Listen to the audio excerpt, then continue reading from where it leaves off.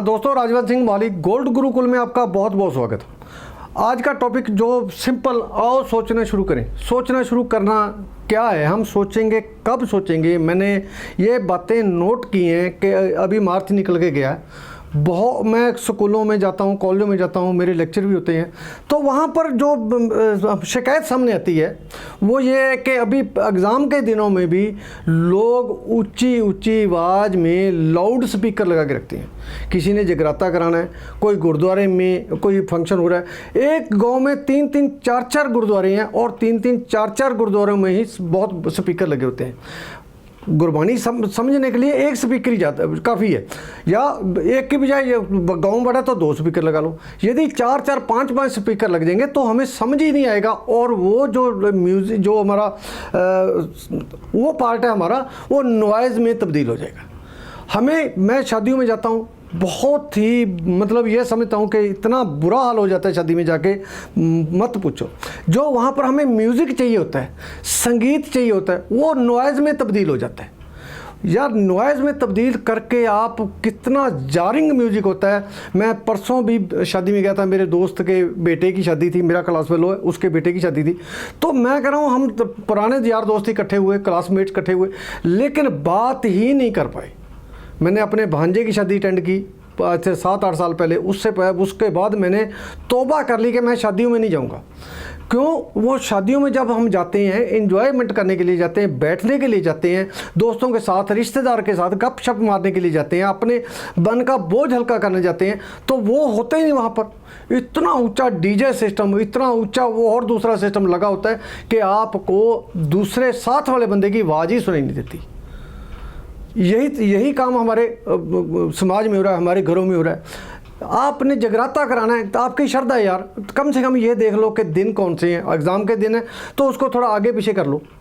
आपकी श्रद्धा है, ठीक है, हम श्रद्धा को, मैं तो आपकी आस्था को गलत नहीं कहता कि आपकी आस्था ठीक है, लेकिन थोड़ा बहुत जो बच्चे पढ़ रहे हैं, जो कोई आपके आसपास में बीमार पड़ा है, आपके उसमें, उस आदमी को तो कम से कम डिस्टर्ब ना करें।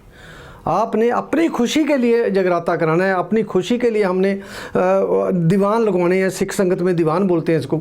तो हमने अपनी खुशी, अपनी परमात्मा को अपने साथ जोड़ना है यार। तो ये नहीं कि हमने इतना ज़्यादा म्यूज़िक वहाँ पर, इतना ज़्यादा मतलब शोर शराबा कर देना है कि साथ वाले बंदा, बीमार बंदा भी डिस्टर्ब हो जाए, और जो एजुकेशन वाले बच्चे हैं, छोटे छोटे बच्चे हैं, वो पढ़ने में डिस्टर्ब हो जाए। मैं जब मैट्रिक में पढ़ता था, हमारे गांव में एक पंडितों के का मतलब घर था, उन्होंने लाउड स्पीकर लिया था तब नया नया, वो फुल आवाज़ में हमारी घर की तरफ करके लगा देते थे, और बिल्कुल इतनी ज़्यादा डिस्टर्बेंस होती थी।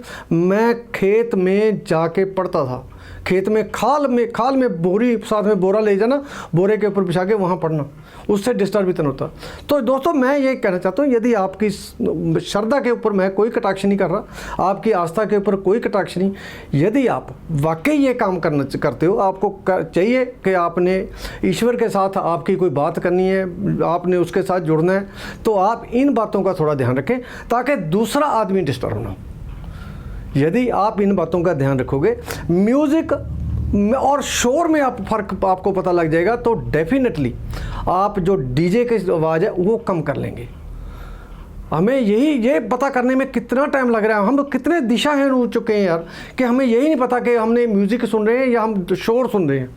शोर तो कोई आदमी नहीं सुनेगा। मैंने KGF फिल्म देखी अभी, 1000 रुपये से ज़्यादा टिकट लगी, और उसमें इतना ज़्यादा नॉइज़, उसमें सिनेमा हॉल में, मैं कह रहा हूँ मैं पागल हो गया वहाँ पर बैठ के। मेरे को कोई समझ नहीं है कि क्या पिक्चर है, और मैंने उसमें अपने फेसबुक में पोस्ट डाली कि यार ये तो इतना जारिंग काम है, इतना बोरिंग काम हो रहा है जिसका मतलब ही नहीं, कोई मतलब ये होना नहीं चाहिए। पैसे दे के हम अपने मन की शांति मतलब जो है वो भंग करवा के आ गए, मन की शांति हमने भंग कर ली वहाँ पर। सो दोस्तों, हमें यार थोड़ा सोचना शुरू करें।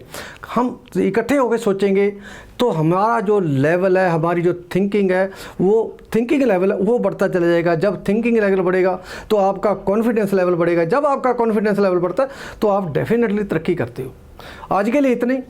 वीडियो में कोई आपको कंटेंट मेरा ऐसा लगा हो तो मैं माफ़ी चाहता हूँ, लेकिन इस बात को यदि मेरी को मान लोगे तो मैं आपका बहुत बहुत आभारी होऊंगा।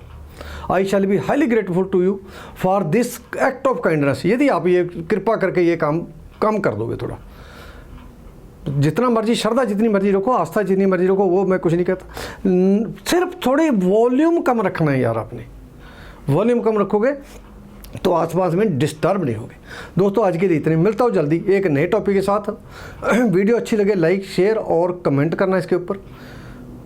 चैनल पर तो बिल्कुल नए हो, चैनल सब्सक्राइब करके घंटी वाला बटन भी दबा दो। इस तरह की वीडियो आपके पास मिलती रहे। पढ़ेंगे हम तभी तो आगे बढ़ेंगे हम, सीखते जाएं, पढ़ते जाएं और आगे बढ़ते जाएं। Thank you very much.